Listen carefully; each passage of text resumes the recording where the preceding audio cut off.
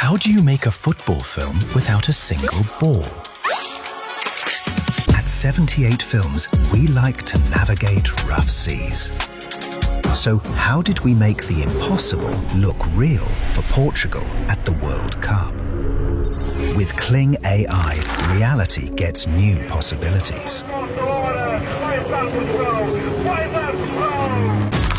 In a hybrid production, we combined live-action footage, traditional VFX, 3D, and AI to shape worlds that couldn't exist otherwise. We filmed real people in motion, transformed them into characters, and used AI to fine-tune the world around them. The country felt it with almost 100 million views on Instagram. But there's some things AI could never create. E agora digo 2, 3, vai dar para nós.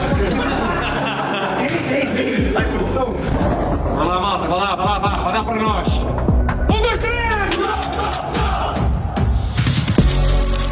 We're not using Kling to replace creativity, but to expand it.